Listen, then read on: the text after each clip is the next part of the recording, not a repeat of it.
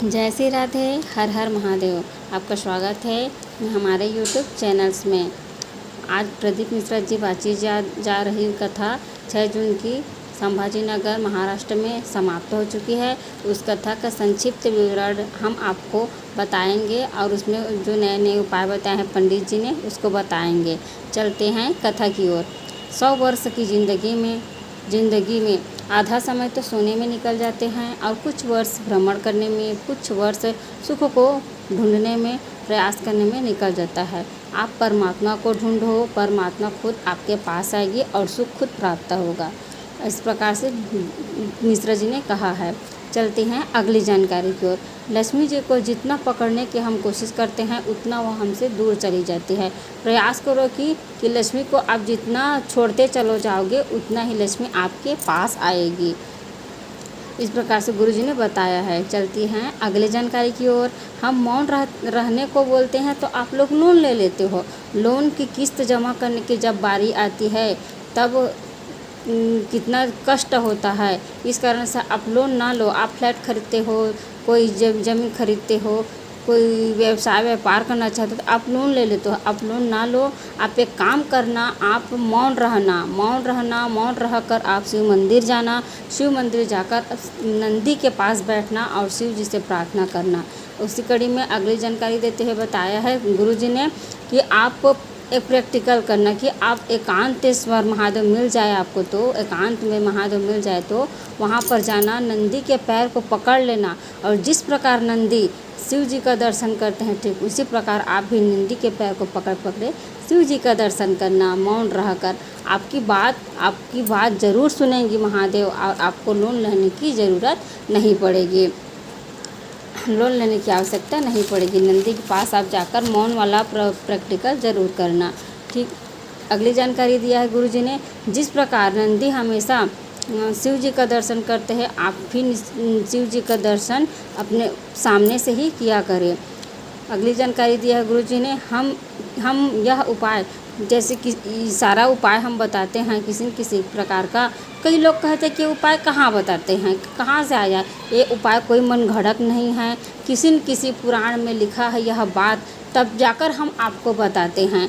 यह ऐसे ही हम अपने से शब्द बनाकर नहीं बताते, किसी न किसी पुराण में हमेशा लिखा है उसी उपाय को हम आप तक पहुंचाते हैं। गर्ग संहिता में, सुंदरकांड में इस प्रकार से शिव पुराण में लिखा रहता है, वह आप तक हम पहुंचाते हैं। कोई पूछे तो बता देना, यह पुराण में लिखी रहती है, उसी को हम लोग बताते हैं। यह नंदी को पैर पकड़कर शिव दर्शन करने वाला बात तमिल तिरुविला पुराण में लिखा है, यह बता देना।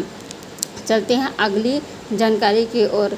हम किसी भी प्रकार के ऐसे बात नहीं बताते, वर्णित रहता है पुराण में उसी बातों को बताते हैं। अगली जानकारी की ओर। एक पत्र आया जिसमें 2 से 3 किलोमीटर दूर चलकर महादेव के मंदिर जल चढ़ाने जाती हूँ और कई लोग हंसते थे गुरुदेव कि मैं बिना चप्पल पहने ऐसे ही मंदिर जाती हूँ 2 किलोमीटर। मैंने बेबी टेस्ट ट्यूब करवा लिया 2-3 बार, लेकिन मेरा गर्भ नहीं ठहरा।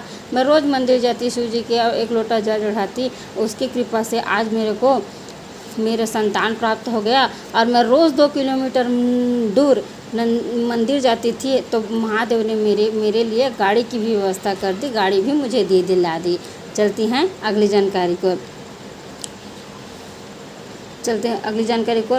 नौकरी या एग्ज़ाम के लिए आप मौन होकर नंदी के चरणों में बैठो, यही नहीं है। आप नौकरी, व्यवसाय, धंधा के लिए खूब मेहनत करो, खूब प्रयास करो, तब जाकर नंदी के पास बैठो, तब आपको प्रयास भी सफल होगा और जो नंदी के पास बैठकर शिव जी का गुणगान कर रहे हो वह भी सफल होगा।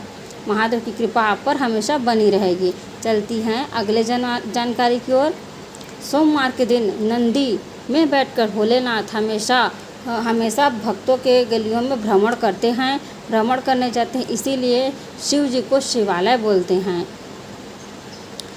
चलते हैं अगली जानकारी की ओर। अगली जानकारी में बताया है गुरु जी ने, यदि दूध में चीनी कम हो जाए, चाय में चीनी कम हो जाए, कॉफ़ी में चीनी कम हो जाए तो चलेगा, लेकिन वाणी में हमेशा मीठा ही बोलना चाहिए। वाणी में मिठास कभी कम नहीं होनी चाहिए। इस प्रकार से गुरुदेव ने समझाया है। वाणी में हमेशा मधुरता घुली रखनी चाहिए। चलते हैं अगली जानकारी की ओर।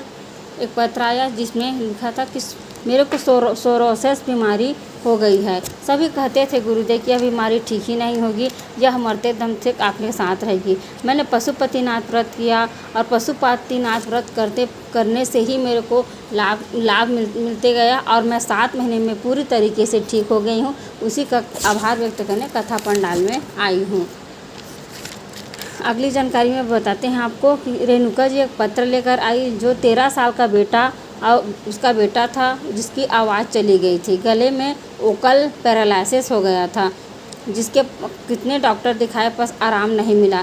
मैंने पशुपतिनाथ व्रत प्रारंभ किया और प्रारंभ करते करते जब 5वां दिन आया और 5वां दिया अपने द्वार पर लगा रही थी तो मेरे बेटा का आवाज़ आ गया। मैं उसी का आभार व्यक्त करने कथा पंडाल में आई हूँ। चलते हैं अगली पत्र की ओर। उर्मिला जी पत्र लेकर आई है। वह बोल कि मेरे पति के गले में गठान हो गया था, अब उसको कैंसर का रूप ले लिया। वह 1 जुलाई में ऑपरेशन हुआ, फिर भी ठीक नहीं हुआ। दूसरा ऑपरेशन मार्च में हुआ, तीसरा ऑपरेशन सितंबर में हुआ। इन्फेक्शन शरीर में पूरी तरीक़े से बढ़ गया। खाट पर चले गए, बिस्तर में लेट गए थे। फिर किसी ने कहा शिव जी पर जल चढ़ाओ, शिव जी के जल पिलाओ, तो मैंने वैसे किया। शिव जी पर जल चढ़ाती, वहाँ से जल झेल कर ले आती, उसको रोज़ पिलाती।